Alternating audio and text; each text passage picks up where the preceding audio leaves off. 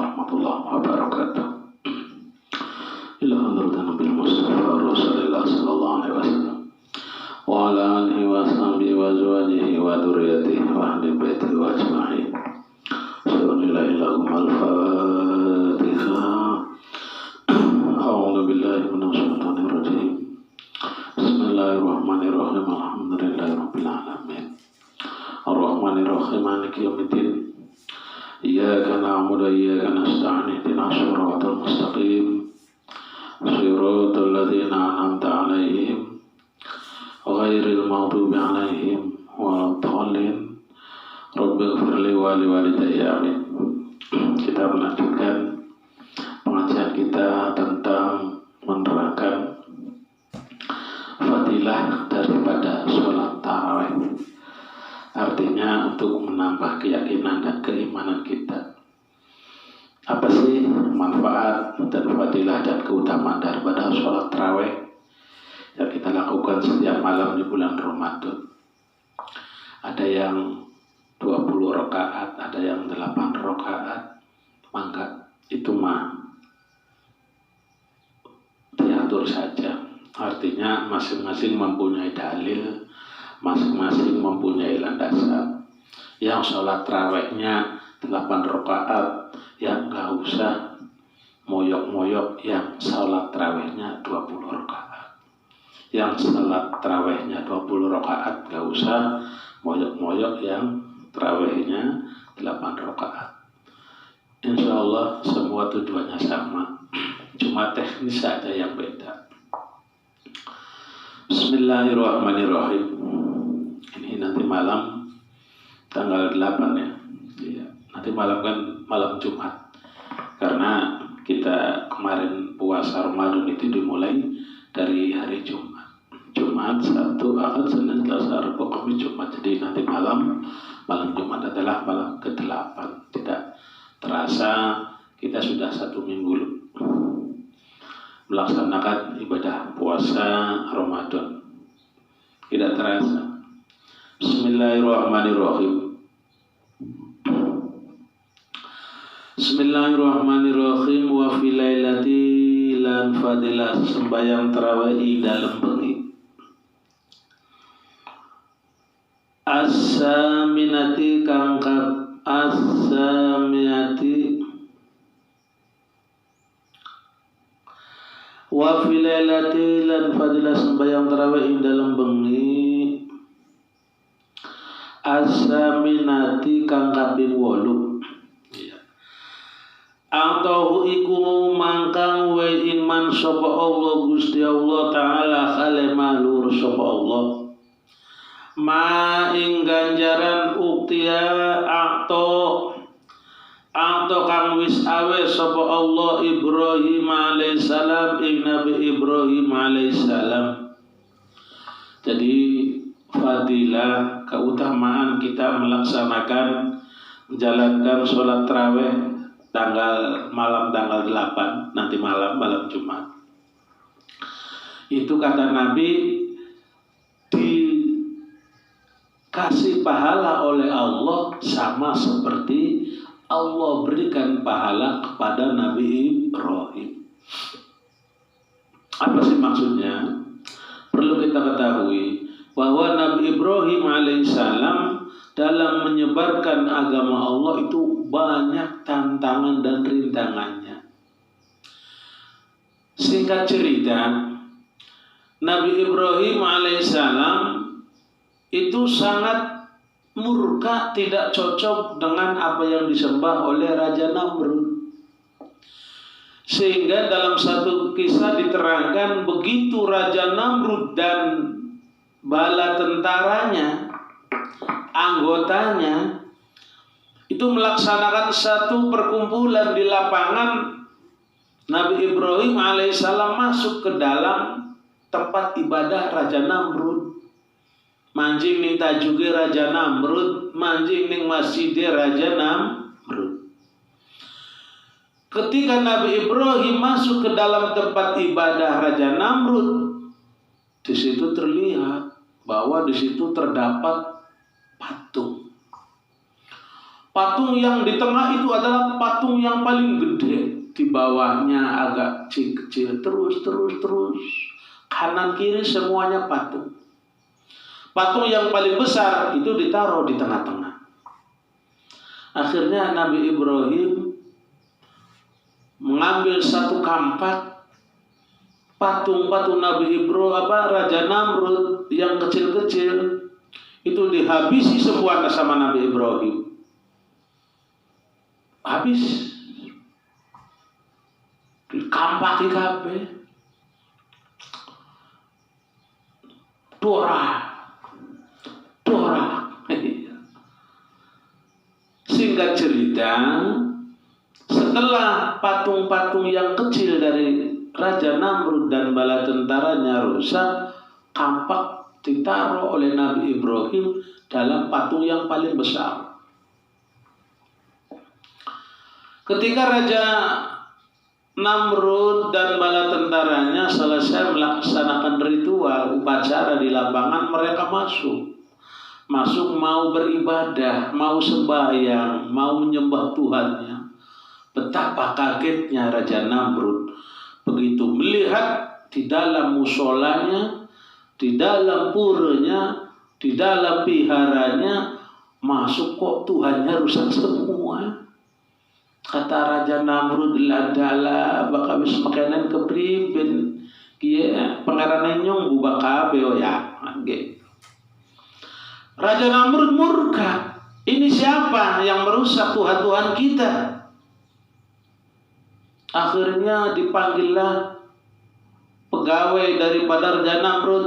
Ya pegawai ke sini, coba kamu cari orang yang bisa merusak Tuhan-Tuhan kita ini, padahal tadi pagi kita mengadakan upacara di lapangan. Akhirnya salah satu pegawai daripada Raja Namrud memanggil orang yang tukang absen.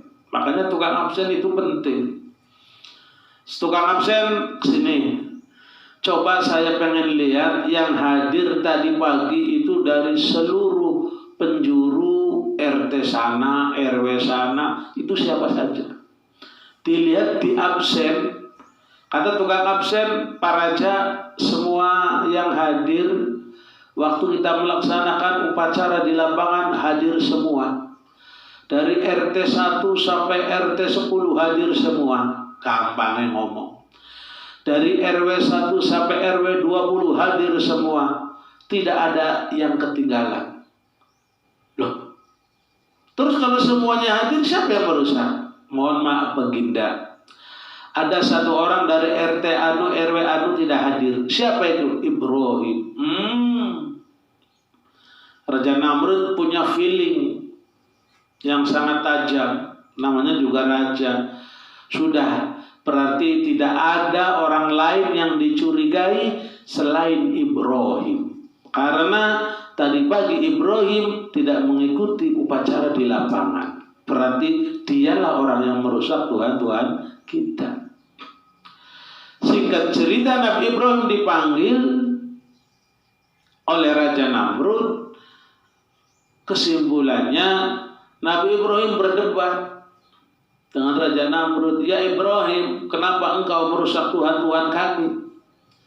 Kata Nabi Ibrahim, ya Raja, apakah itu betul Tuhanmu? Betul. Lah, kenapa itu Tuhanmu? Engkau sembah, tapi Tuhanmu tidak bisa menyelamatkan dirinya sendiri. Bagaimana Tuhanmu bisa menyelamatkan kamu dan memberikan sesuatu kepada kamu? Kalau itu memang Tuhanmu dirusak oleh orang tidak bisa menghindar.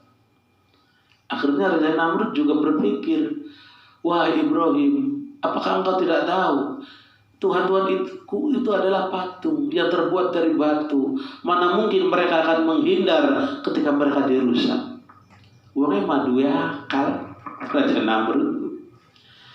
Artinya menyadari bahwa itu adalah patung yang tidak bisa berbuat apa-apa. Lah, terus kenapa? Kata Nabi Ibrahim, sampean sudah tahu bahwa itu patung la dororo, la manfaata wala diroro. Tidak bisa memberikan manfaat, tidak bisa memberikan bahaya. Kenapa disembah? Akhirnya Raja Namrud, sudahlah Ibrahim, itu urusan kami. Apapun yang kami sembah itu urusan kami. Kamu tidak usah ikut campur. Nah, singkat cerita, Nabi Ibrahim alaihissalam dihukum oleh Raja Namrud dengan dibakar. Seluruh penduduk mengumpulkan kayu bakar, diambil dari sana. Nabi Ibrahim ditaruh di atas kayu bakar. Jare wong kene mah disulet singsor, kasih minyak, apinya membakar. Nabi Ibrahim berada di tengah-tengah. Makanya orang Hindu itu kalau meninggal itu sampai sekarang dibakar. Iya, Allah alam ikut ke siapa. Nah, ketika api besar, ya, apinya itu jaraknya mulat-mulat, peradak. Raja Namrud dan tentaranya ini mengira bahwa Nabi Ibrahim akan mati. Begitu api daripada yang membakar Nabi Ibrahim sangat besar, Allah berkata kepada api, Ya naru kuni bardan wassalaman ala Ibrahim. Ya naru geni api kuni ana sapa sira bardan iku dadi adem wassalaman lan dadi keselamatan ala Ibrahim ing atase Nabi Ibrahim. Kata Allah, api, jadilah kamu menjadi sesuatu yang sangat dingin, dan kamu jadilah menjadi penyelamat untuk Nabi Ibrahim. Makanya walaupun apinya besar membakar Nabi Ibrahim tidak apa-apa. Begitu apinya mengecil, kayunya habis yang buat bakar, Raja Namrud dan bala tentaranya kaget melihat kondisi Nabi Ibrahim. Jangankan Nabi Ibrahim terbakar, baju yang dipakai Nabi Ibrahim tidak terbakar, masih utuh. Sehingga ikat, waktu itu Nabi Ibrahim diikat biar tidak lari, tangannya diikat, kakinya diikat, diuncalakan jarewong kayaknya. Nabi Ibrahim kakinya diikat, tangannya diikat, lalu dilempar, taruh di tengah-tengah kayu yang mau dibakar. Itu tali yang untuk mengikat kaki dan tangan Nabi Ibrahim itu tidak terbakar. Jangankan tubuh Nabi Ibrahim, masih utuh semuanya. Bajunya tidak terbakar sedikit pun. Ya Allah, itu perjuangan Nabi Ibrahim. Artinya orang yang melakukan ibadah sholat tarawih tanggal 8 nanti malam Jumat, ini pahalanya sama seperti pahalanya Nabi Ibrahim. Artinya dia berjuang sama seperti Nabi Ibrahim dibakar oleh api, tapi dia selamat. Ya Allah, kita ini kan alhamdulillah seberat-beratnya cobaan kita kan gak sampai segitu. Sekarang kalau mana ada orang yang mau mempertahankan keimanan dengan dibunuh atau dibakar, kan jarang, kecuali orang-orang terdahulu. Dulu saya pernah Hadrat Syekh Haji Hasyim Asy'ari, kiai kita, guru kita, pendiri NU, ketika Jepang menjajah Indonesia, Kiai Hasyim itu dibawa ke pabrik gula yang dicukir. Kiai Hasyim disuruh oleh Belanda untuk menyembah matahari, karena Jepang kan menyembah matahari, agama Shinto. Yahudi Shinto itu. Makanya Yahudi pintar-pintar. Kiai Hasyim tidak mau.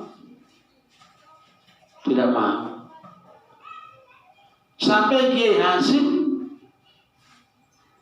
ini kuku kaki itu, kukunya tuh dicabutin, Masya Allah. Ya. Dalam buku biografinya itu diterangkan, itu Kiai Hasim itu saking kuatnya beliau memegang akidah Islam tidak terbujuk oleh rayuan Belanda. Padahal kalau seandainya Kiai Hasim pura-pura mau, apa-apa sih. Satu contoh begini, kita itu misalnya ada orang mau membunuh kita, kamu agama Islam, iya, kamu menyembah Tuhan kamu Allah, ya. Kalau kamu masih menyembah Allah, kamu saya bunuh. Kamu mau kan menyembah selain Allah? Terus kita itu dalam hati menolak, nggak mau, tapi di depan orang itu ya nggak apa-apa, ya nggak apa-apa sih. Ya, untuk menyelamatkan. Darul mafasid kuddima ala jalbil masalih.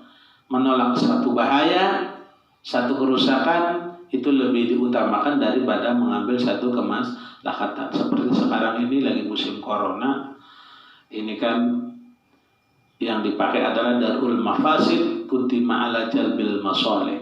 Menolak satu bahaya, satu bencana, satu kerusakan itu lebih diutamakan daripada kita mengambil satu kemaslahatan, keuntungan.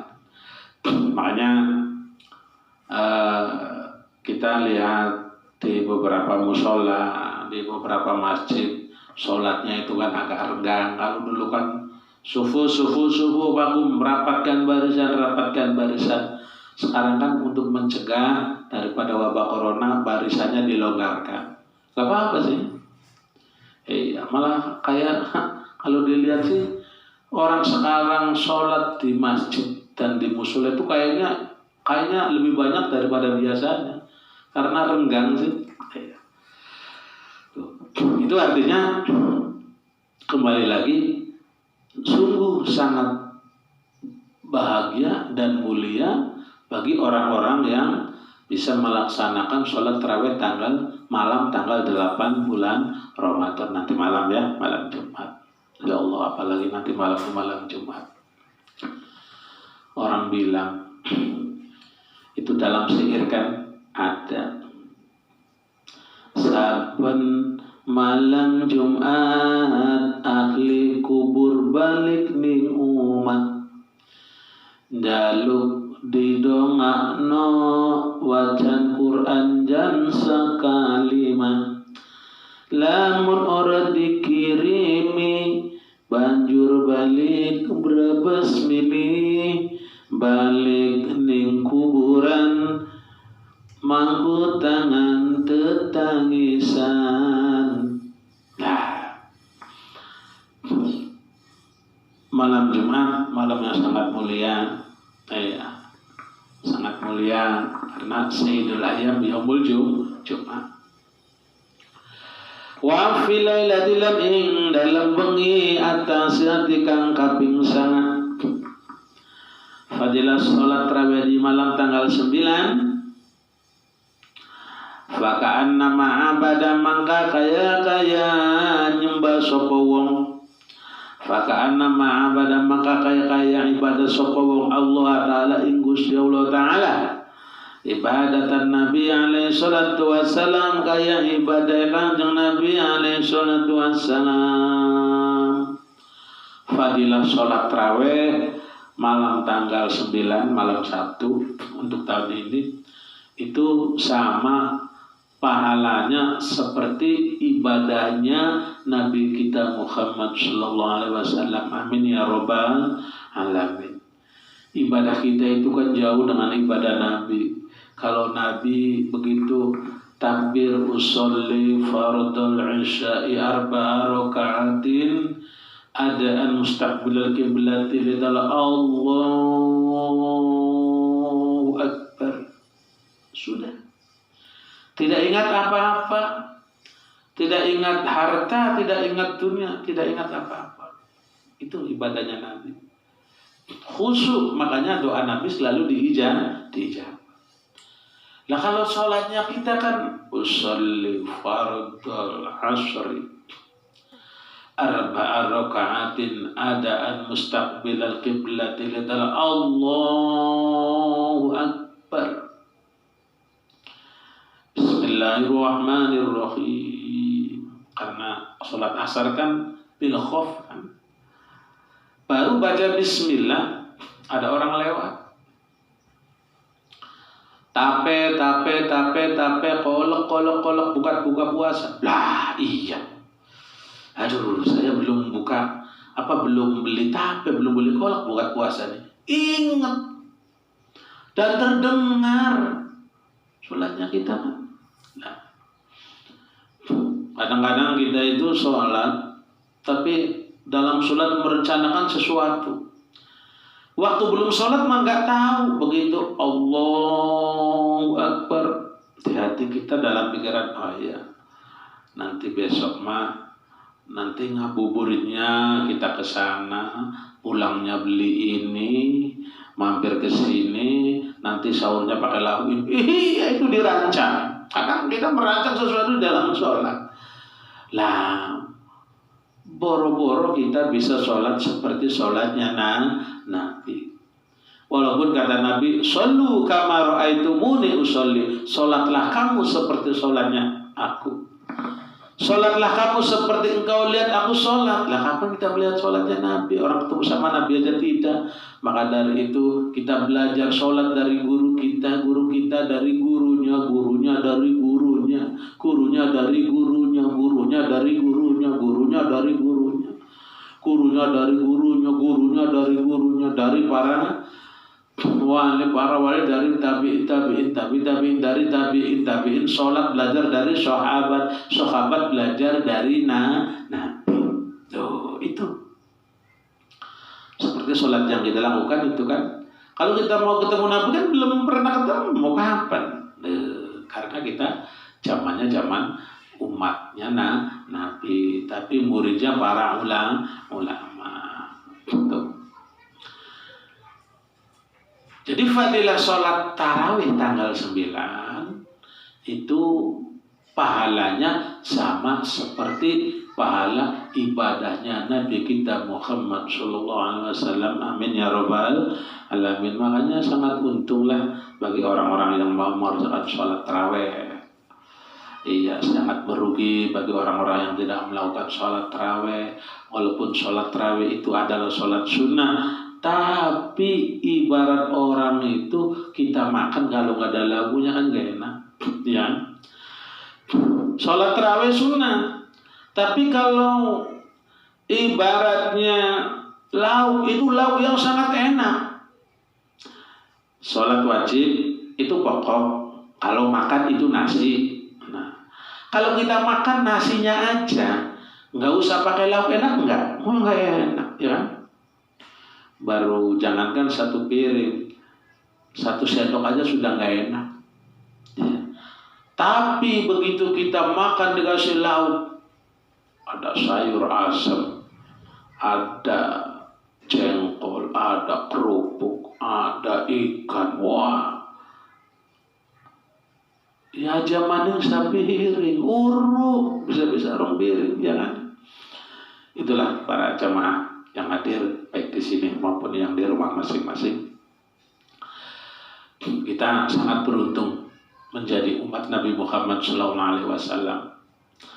Melaksanakan kebaikan di bulan Ramadan ini, satu kebaikan pahalanya oleh Allah dibalas dengan pahala 700 kebaikan. Sangat sulit.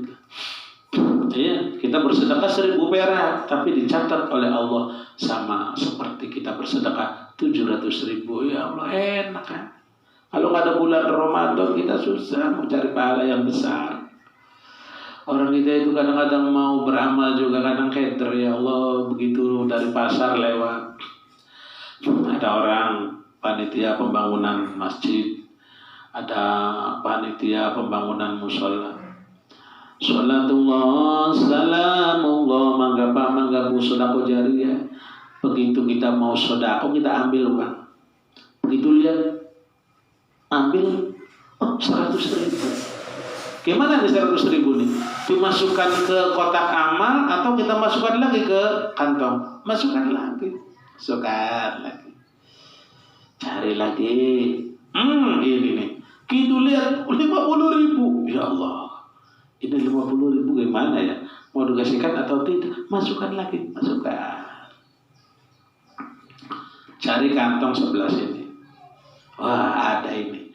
Begitu kita mau sodakokan, kita lihat uangnya. 20 ribu. Ya Allah, ini 20 ribu. Teman-teman. Masukkan lagi kantong. Oh, ini ada ini. Ambil lagi uang. Mau kita kasihkan ke kotak amal, dilihat 10 ribu. Ini bimbang. Ini 10 ribu mau dikasihkan atau tidak. Masukkan lagi kantong. Cari di saku celana. Ini kayak ada uang di sini. Begitu diambil uang, mau kita kasihkan 5 ribu. Ya Allah. Ini 5 ribu juga kita. Kita masukkan ke kotak amal atau masukkan ke kantong lagi. Ayo masukkan kantong. Cobalah. Ini ada saku celana sebelah kiri, ambil. Begitu dari saku sebelah kiri diambil, ada 2 uangnya. Yang satu 1.000, yang satu 2.000. Mana nih yang mau dikasihkan? Yang 1.000. Yang 2.000 dimasukkan lagi. Oleh karena itu kita kalau tidak ada fadilah bulan Ramadan, kita sangat susah untuk mendapatkan pahala-pahala yang besar. Itu mah kita artinya saking mulianya bulan Ramadan, kita bersedekah 1.000 perak dibalas pahalanya oleh Allah sama seperti kita bersedekah 700 ribu. Apalagi kalau kitanya bersedekahnya lebih dari 1.000, tinggal hitung aja.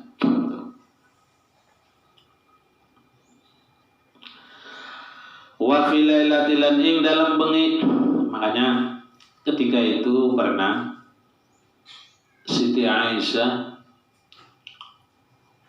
itu bertanya kepada Nabi. Nabi itu kan orang yang setiap malam sholat tahajud, sehingga Nabi itu kakinya bengkak. Kiyonge kan kapalin jarang zaman gitu.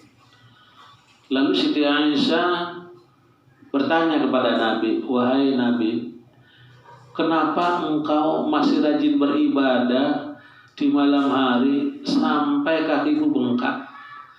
Padahal engkau sudah dijamin masuk surga oleh Allah. Gimana jawab Nabi? Ya Aisyah, justru karena aku sudah dijamin oleh Allah masuk surga, makanya aku rajin beribadah. Lah kalau kita kan sudah dijamin, ya santai baik. Ya misalnya ada orang sini, ada orang Indonesia, ada orang Indramayu, ada orang Cirebon, Jawa Barat, orang sinilah orang Indonesia. Ada malaikat datang, kata malaikat Jibril, Pak, sampean tuh sudah dijamin oleh Allah masuk surga. Kayak sembahyangnya mari, liren, gua apa sembahyang baru dijamin masuk surga. Kan bukan sembahyangnya mari, puasa mari, wirid mari kayak wis dijamin masuk surga. Contohnya kita nih kayaknya ketepak mau kaya sengawin nombuaya tua jari anaknya, Pak aja makaya mari wis dijamin ning kita. Ya wis mari ning sawah. Iya. Galulan dikirimi sing anak. Loh, tapi Nabi tidak. Makanya kata orang itu, kita tidak akan merasa cukup di dalam ilmu dan di dalam harta. Semakin tinggi ilmu seseorang, semakin dia merasa bodoh. Semakin tinggi ilmu seseorang, semakin dia ingin mencari tahu. Iya. Sama, semakin kaya seseorang, kaya prangsane melarat, mau kaya apa ya? Loh. Wa fi lailatil ing dalem bengi wa fi lailatil ing dalem bengi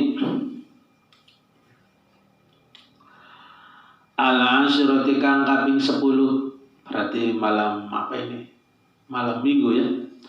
Ya rezuquhu maka rezekine iman sapa Allah taala Gusti Allah taala Khairud dunya ing kebagusan dunia wal akhirat lan kebagusan akhirat. Fadilah salat tarawih malam tanggal 10 berarti malam minggu. Ini orang ini nanti akan dikasih oleh Allah kebahagiaan dunia dan akhirat. Amin ya robbal alamin. Kita itu kan yang diinginkan oleh kita adalah selamat dunia akhirat. Sebab orang bahagia itu kata Nabi terbagi menjadi 4. Ada kalanya sa'idun fid dunya wa sa'idun fil akhirah. Di dunia dia hidup bahagia, di akhirat hidup bahagia. Di dunianya hidupnya berkecukupan, uang banyak, toko banyak, mobil banyak, anak banyak, anaknya nurut-nurut jadi semua. Tapi dia rajin ibadah, tidak pernah meninggalkan perintah Allah. Ada banyak orang kaya sudah kaya, tapi dia rajin ibadah. Sa'idun fid dunya wa sa'idun fil akhirah. Insyaallah kalau di dunia dia mau melaksanakan perintah Allah, di akhirat nanti dia akan menjadi orang yang bahagia, masuk dalam surganya Allah. Dia punya uang banyak, tapi dia uang itu diinfakkan, ditasarrufkan kalau kata orang fikih, dibelanjakan kalau kata orang zaman sekarang dalam belanja yang benar. Dia punya uang banyak, dizakati, disedekahkan. Juga uangnya bukan untuk maksiat kepada Allah, untuk menyekolahkan anak-anaknya, untuk membiayai pendidikan anak-anaknya, untuk memesantrenkan anak-anaknya, untuk beribadah dirinya dan anak-anaknya. Itu harta yang paling baik. Dia untuk berangkat haji, membantu fakir miskin, membantu anak yatim, membangun musola, menyumbang masjid, membangun madrasah, menyumbang pondok pesantren. Memang umat Islam harus kaya. Iya. Artinya Islam itu tidak melarang umatnya kaya. Sahabat Abu Bakar As-Siddiq itu orang kaya, bukan orang melarat, bukan. Sahabat Abu Bakar As-Siddiq itu orang yang kaya. Tapi begitu sahabat Abu Bakar As-Siddiq saking cintanya kepada Islam, cintanya kepada Nabi, sahabat Abu Bakar As-Siddiq berkata kepada Nabi, lamun jarwo ini gampangnya ngomong, ya Nabi, saya itu punya sawah 1 hektar, gampangnya. Iya, contoh ini yang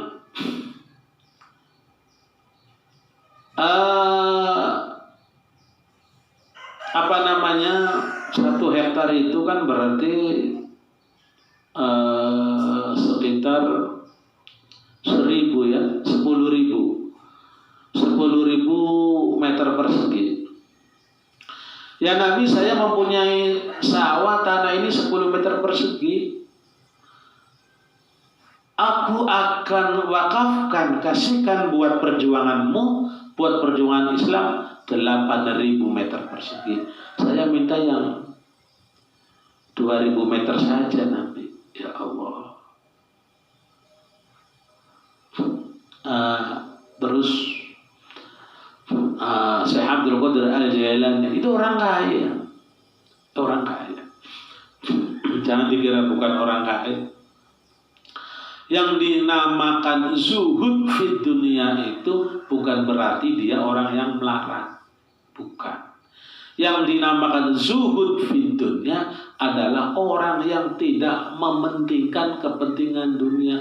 Semuanya dia kepentingannya hanya untuk Allah. Walaupun hartanya banyak, tapi dia pergunakan untuk kepentingan li'la'i kalimatillah. Wa filailati, ya kita yang pertama adalah sa'idun fid dunya wa sa'idun fil akhirah. Mudah-mudahan kita menjadi orang yang di dunia bahagia, di akhirat kita menjadi bahagia.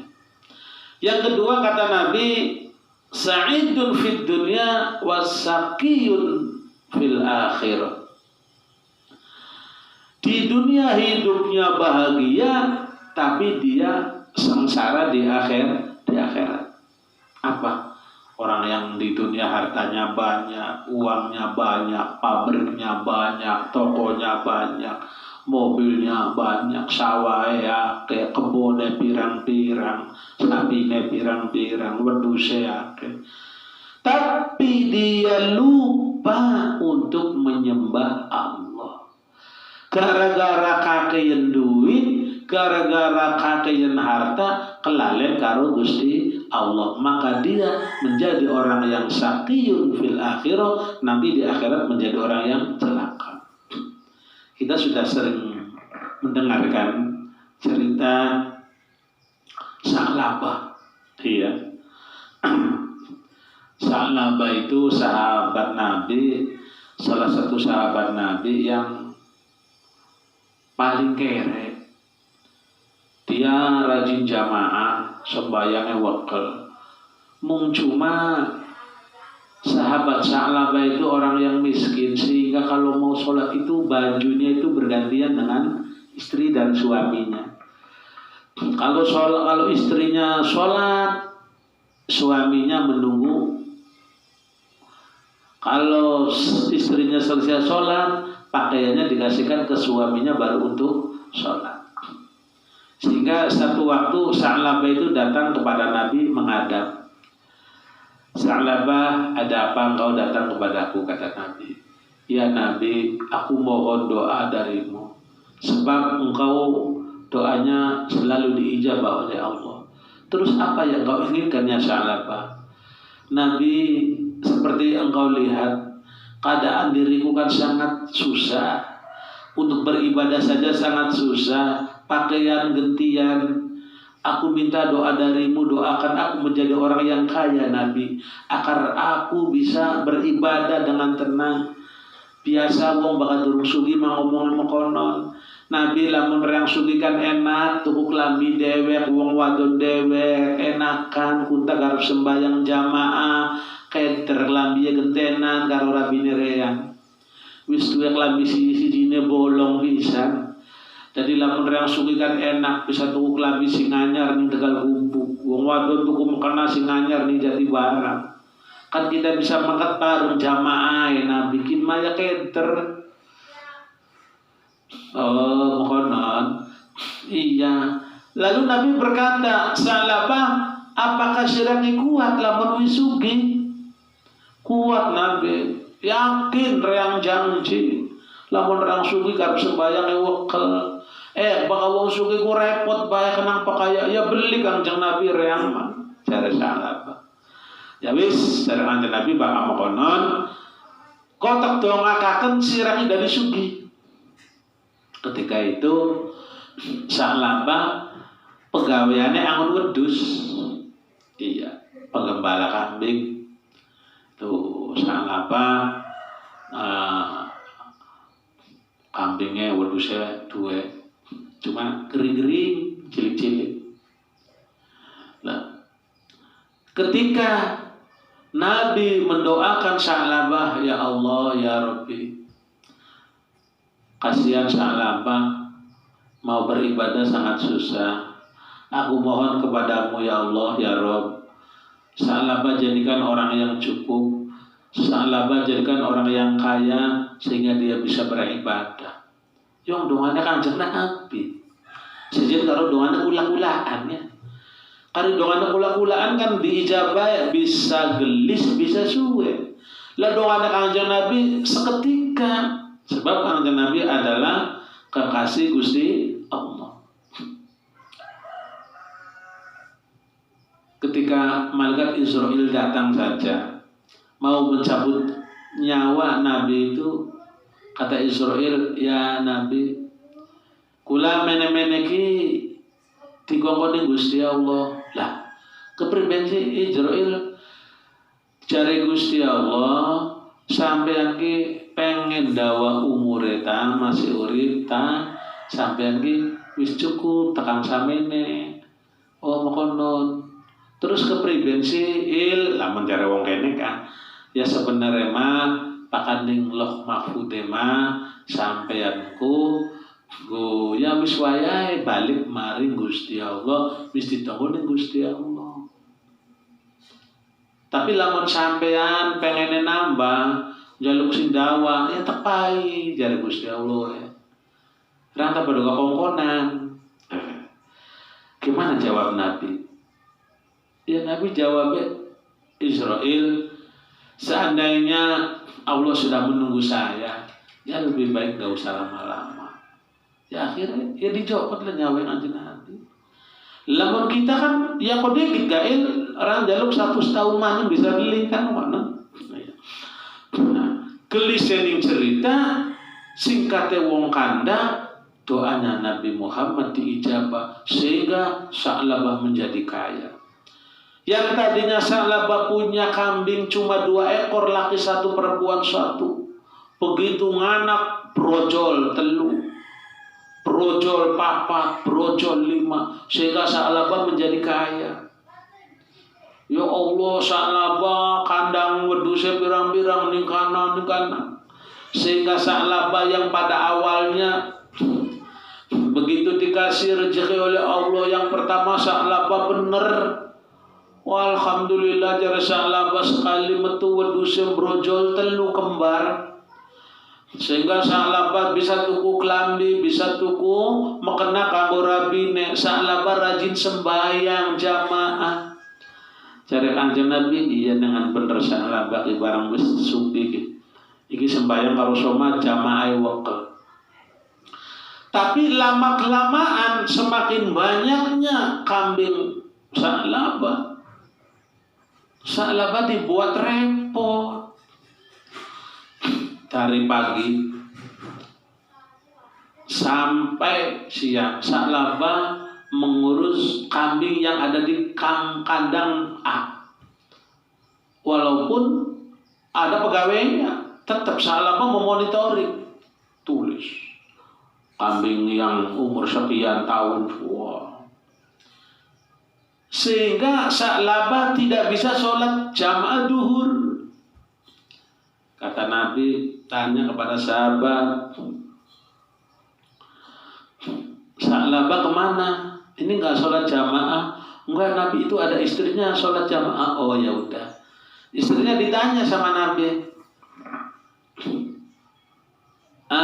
perempuan, Sa'labah suamimu kemana? Itu Nabi lagi ngurus kambing yang di sana, soalnya di sana ada yang lahiran ini itu dan lain sebagainya, jadi nggak bisa sholat jamaah. Oh ya udah, makanya yang jamaah saya aja Nabi yang di rumah. Oh ya sudah.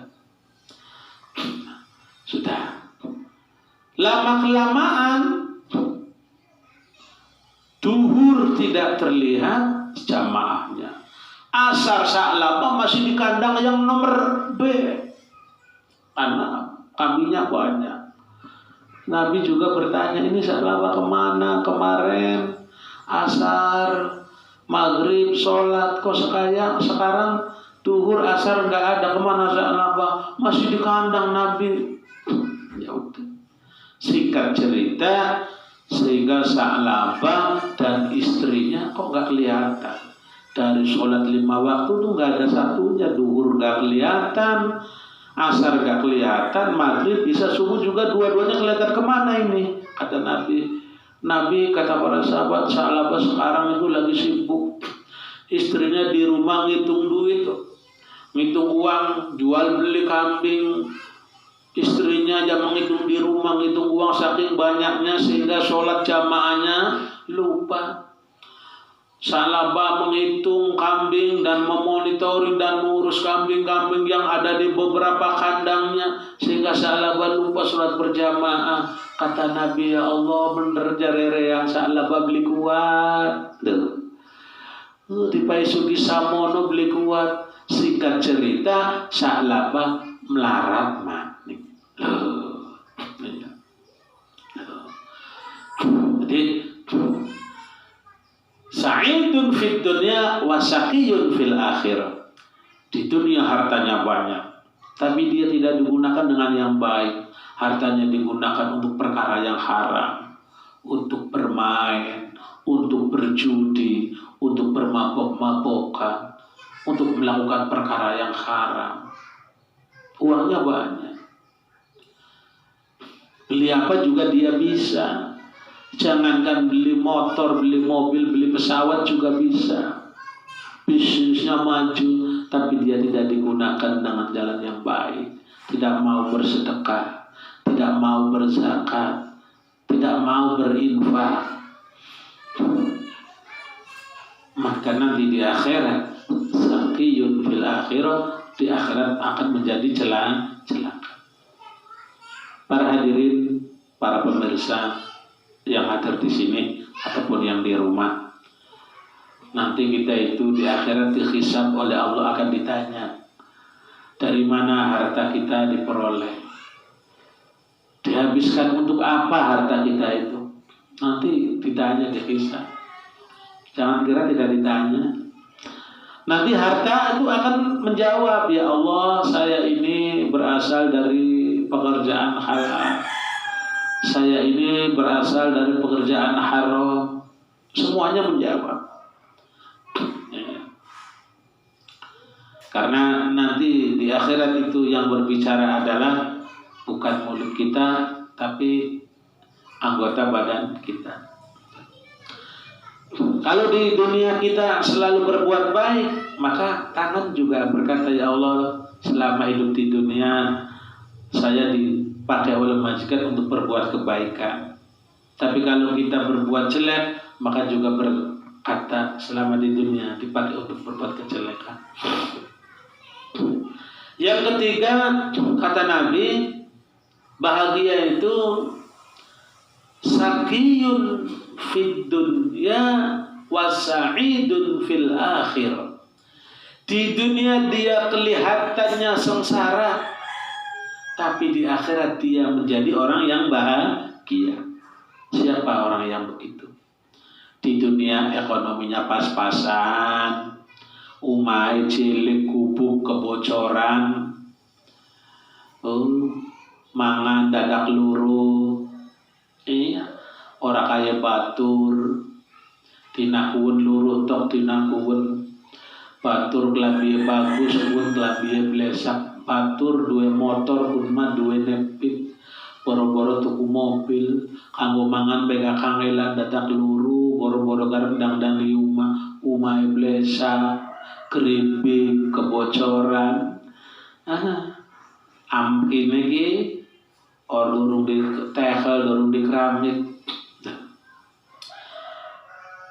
Di dunia dia kelihatan orang yang hina, orang yang sengsara karena tidak punya harta, kuli menggawene. Tapi walaupun dia begitu, dia tidak lupa akan perintah Allah. Dia selalu rajin menjalankan perintah Allah. Perintah Allah tidak mau dia tinggalkan. Sholat jamaah rajin, puasa rajin, sedekah rajin. Ada loh orang yang jarang wong melarat tapi sedekah rajin. Kula pernah orang jare-jare, kula ki pernah duwe sedulur. Ya Allah, lamun dideleng secara kasat mata taya melas yang umah beda garepan gebruk. Iya. Umah garep gebruk. Barang wonge wis tua. Ora makaya apa-apa, dadak rencet. Iya. Luru kayu kan, kanggo liwet kan. Kayu engko kanggo mangan sadina-dinane. Dalam kelapa tua didol, iya kanggo mangan. Secara ekonomi dia tidak mampu, tapi si arang sedekahku seneng, iya, ya Allah. Sehingga kadang-kadang jare kule wis ka aja upaya papa maning ka, wis kanggo dewek bae gamono, iya. Tapi beliau adalah orang yang sangat rajin bersedekah. Orang-orang yang seperti ini Syaqiyun fid dunya wa sa'idun fil akhirah. Di dunia kelihatannya sengsara, di dunia kehidupannya tidak bahagia, tapi di akhirat akan menjadi orang yang bahagia, masuk dalam surganya Allah. Amin ya rabbal alamin. Jadi kalau kita lihat kondisi kita, tuh kita udah sama mene baik, iya. Neleng nabatur lihat temanku sudah kaya-kaya, itu jangan iri hati. Iya, teman sudah punya mobil, sudah punya motor, kita kok hidupnya seperti ini. Padahal kita kerja dari dulu kok segini-gini aja. Kita nggak usah iri, nggak usah iri hati. Yang penting kita rajin beribadah. Yang terakhir, yang keempat ini yang paling celaka. Kata Nabi, sakiyun fid dunya wa sakiyun fil akhirah. Di dunia dia hidupnya sengsara, di akhirat dia juga masuk neraka. Naudzubillah. Siapa itu? Itu contohnya. Di dunia dia hidupnya pas-pasan, malah kurang. Rumah juga bocor, kecil, terbuat dari keripik, makan sehari-hari juga dapat nyari tidak cukup, usahanya juga tidak maju, tapi dia tidak mau menjalankan perintah Allah. Sembahyang tidak mau, puasa tidak mau, apalagi yang lain-lainnya. Ini orang yang seperti ini di dunia sudah hidupnya sengsara, melara, susah, tidak mau beribadah kepada Allah, di akhirat akan menjadi orang yang celaka. Naudzubillah min dzalik. Sekarang kan banyak. Mohon maaf, nggak di sini, di sana-sana. Ada orang suka mabok, suka judi. Saya kira orang kaya, ternyata di rumahnya orang, ya Allah, wong dadak luru. Iya, dadak luru, ya Allah, mangan dadak luru. Iya, dinakun olin tok kanggo dinakun. Kan orang sengsara. Kalau orang bahagia kan dia dapat hari ini bisa buat makan 1 bulan atau 1 minggu atau 1 tahun. Kalau orang yang hari ini dapat habis untuk hari ini kan orang yang sengsara.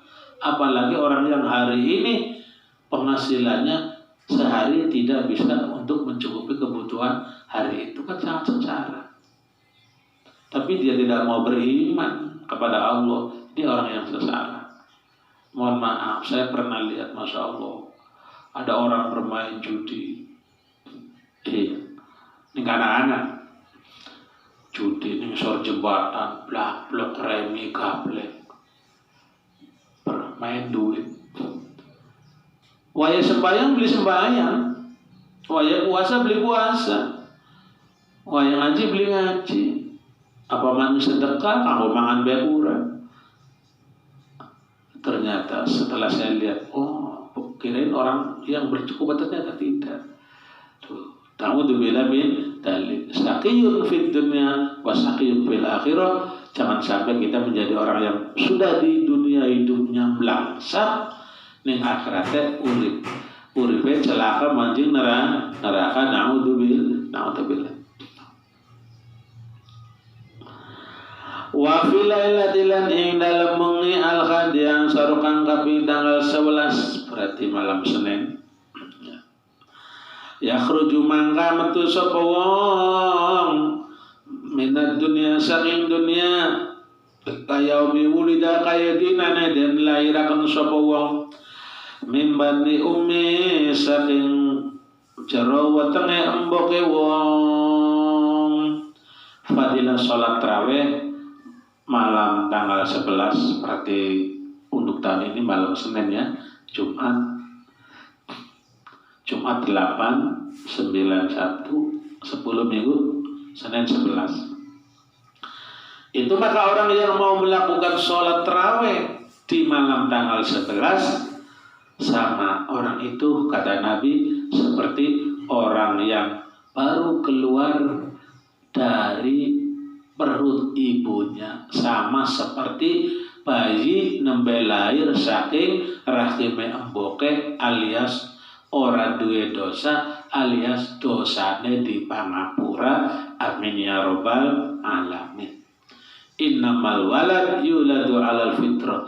Seluruh bayi yang baru lahir dari rahim ibu adalah dalam keadaan suci. Inna abawani yuhawidaniyani au yusroniyani au yumajjisaniyani, tergantung kedua orang tuanya apakah anak itu mau dididik menjadi anak yang berbakti kepada Allah, apakah dididik menjadi anak yang tidak berbakti kepada Allah.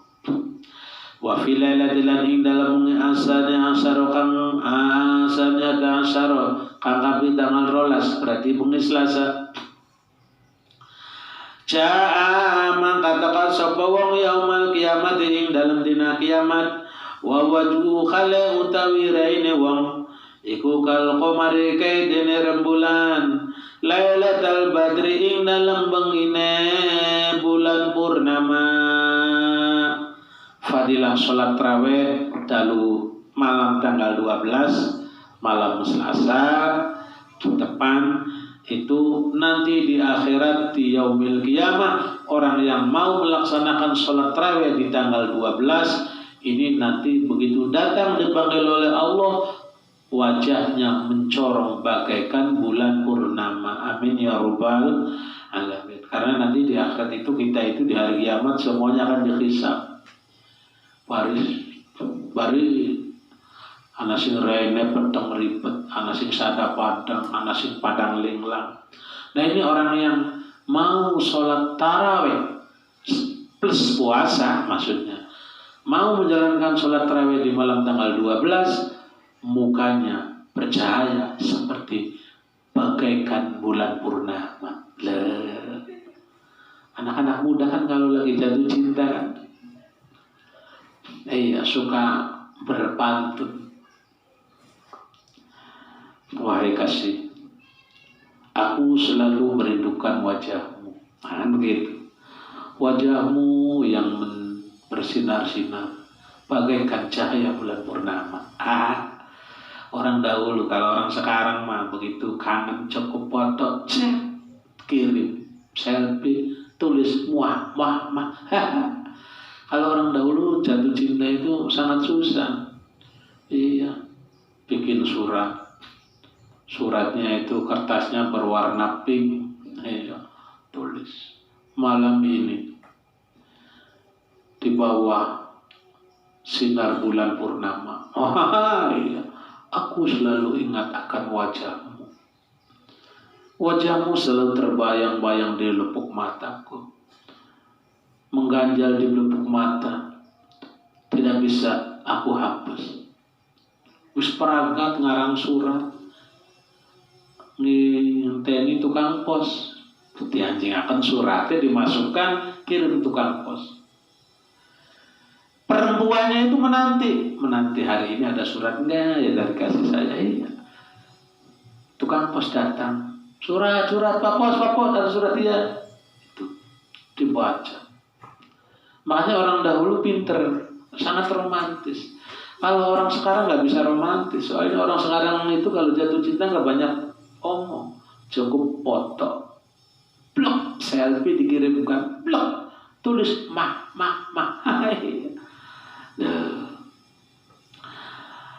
Jadi wafila latilan ing dalam bunyi asali sada asar kang kaping tanggal 13 malam Rabu.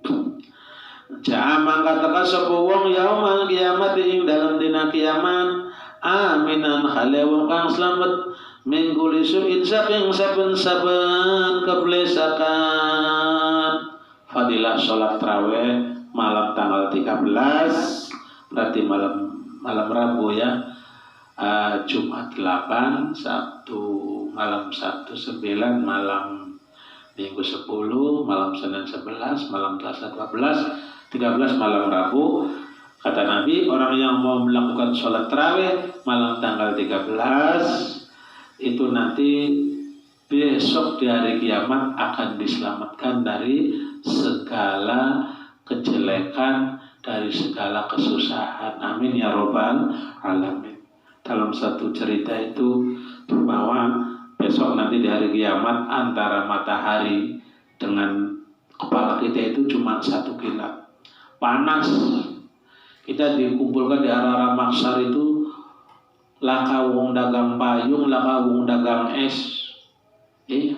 Laka wong dagang au-au panas kabeh, ngorong kabeh, tapi orang yang mau melaksanakan ibadah sholat tarawih di malam tanggal 13 besok di yaumil qiyamah akan diamankan oleh Allah. Amin ya robbal alamin. Wa fi lailatil ing dalam bengi ar-rabi'ati. Cukup sekian saja dulu, kurang dan lebihnya mohon maaf. Mudah-mudahan ada manfaatnya. Mohon maaf atas segala kekurangannya. A'udzubillahi minasyaitonirrajim. Bismillahirrahmanirrahim.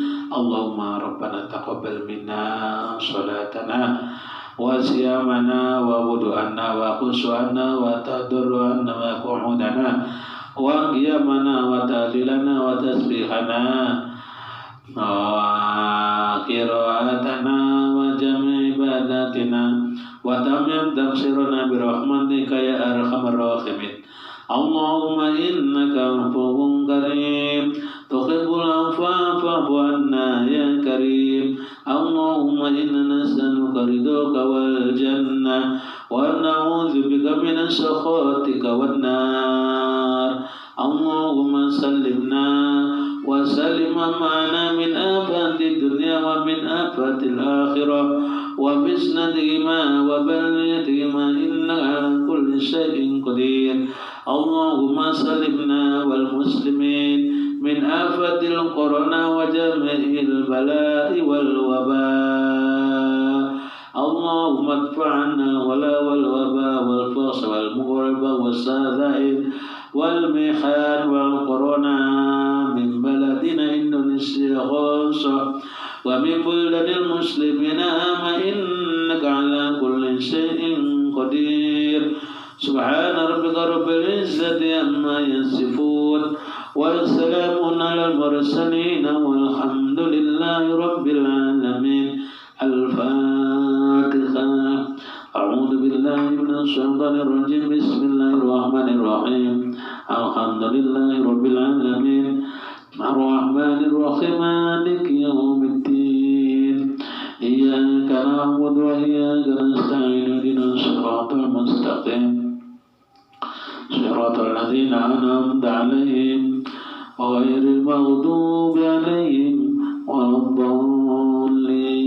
Sekian, kurang dan lebihnya kami mohon maaf. Selamat menjalankan ibadah puasa Ramadan di hari yang ke-7. Iya, di hari yang ke-7 menjelang di malam yang ke-8. Mudah-mudahan kita semua dapat barokah dari bulan suci Ramadan dan kita semua diberikan kesehatan. Amin ya rabbal alamin. Sekian, wassalamualaikum warahmatullahi wabarakatuh.